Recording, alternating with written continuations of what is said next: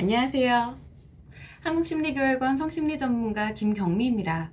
오늘은 섹스의 본능과 이성에 대한 이야기를 해보려고 합니다. 대체로 섹스는 본능이다 라는 말이 굉장히 많죠.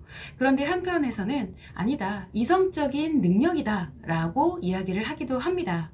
인간은 누가 가르쳐주지 않아도 이 성감대에 느껴지는 그런 감각, 쾌감을 알고 있죠. 그리고 무의식 중에 섹스라는 그 즐거움이 있다라는 것도 알고 있습니다.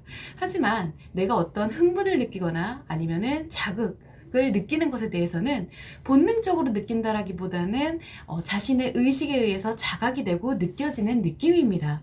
자, 이처럼 섹스를 통한 즐거움과 쾌락의 추구 본능은 본능적이라고 할 수가 있어요. 그렇지만 내가 뭔가 섹스를 시도하려고 한다거나 거기서 뭔가 흥분을 느낀다거나 자극이 느껴진다거나 하는 것은 전부 다 의식에서 인지가 되는 의식적인 것이라고 볼 수가 있습니다. 대체적으로 이런 본능적 관점의 섹스는 이성과 의식의 통제가 거의 불가능하다라고 볼 수가 있어요. 왜냐하면 본능으로서의 쾌락과 즐거움은 무의식에서 만들어지는 것이기 때문입니다. 자, 이때 우리가 흔히 얘기하는 쾌락주의 그리고 대상화의 경우는 섹스 본능의 절정이라고 할 수가 있죠. 그래서 오로지 쾌락과 즐거움만을 알아가는 과정이고 이성과 의식이 부재된 상황이라고 볼 수가 있습니다. 따라서 이성과 의식이 없이 오로지 즐거움과 쾌락만을 추구하는 섹스는 본능적인 행동이라고 할 수가 있는 것입니다. 자, 그러면 여러분 아마 궁금하실 거예요. 본능적인 섹스 그리고 이성적인 섹스에서 어느 것이 더 즐거움과 쾌락이 클 것이냐, 더 강하고 좋을 것이냐 하는 것이죠.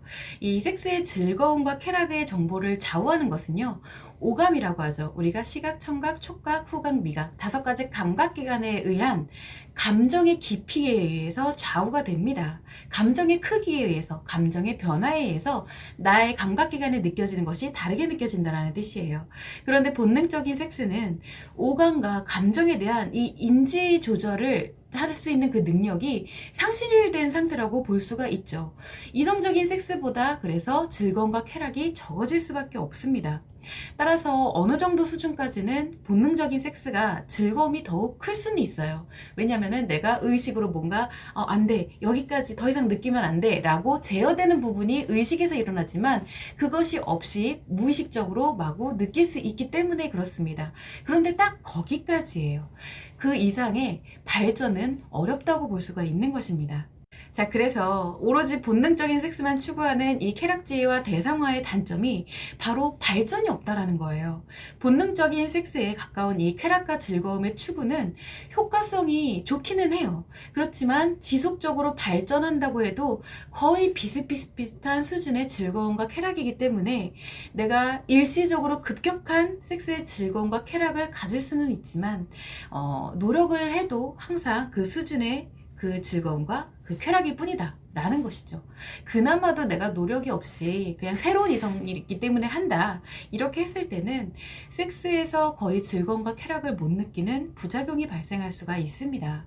그래서 더 집착하게 되는 것이고 더욱 큰 쾌락과 즐거움을 추구하면서 자꾸 쾌락주의와 대상화에 빠져들게 되는 악순환의 반복 현상이 발생할 수 있는 것이에요. 자, 반면에 이성과 의지에 의해서 통제되고 절제되는 섹스는 처음에 그 즐거움과 쾌락의 효과성에 대해서 좀 느려요. 내가 아무래도 의식적으로 자꾸 자각하고 억제하는 부분도 있고 마음껏 즐기지 못하는 부분이 있기 때문에 그 쾌락이 극대화되기까지는 좀 느리기는 하지만 지속적인 변화와 노력에 의해서 끊임없이 계속 상승이 가능합니다.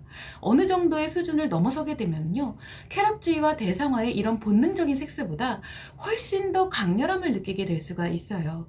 물론 이거는 두 사람이 포기하지 않고 계속 노력과 변화의 지속성을 가질 경우 그렇게 만들 수 있다라는 것입니다.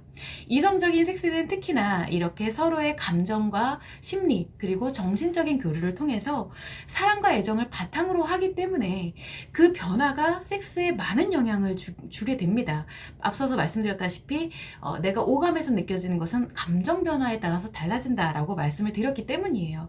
그래서 즐거움과 쾌락을 점점점 증대시켜 가게 되는 것입니다.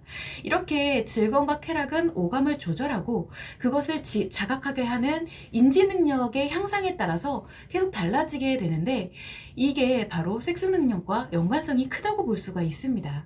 자, 그래서 두 사람이 만약 섹스에서 최고의 즐거움과 쾌락을 갖고 싶다면 이성과 의식을 바탕으로 하는 섹스 능력을 함량시키는 게 좋습니다. 이건 본능에만 의하는 이런 쾌락주의와 대상화보다 후에는 더 강렬하고 즐거운 이런 쾌락을 주게 될 거예요. 한편 본능에 의해서만 섹스를 하는 경우는 오로지 이 쾌락주의와 대상화로서 섹스를 인식하게 되는데, 한번 이런 인식이 발생하게 되면은 그 다음부터는 좀 이 인식을 변화시키기가 매우 어렵습니다.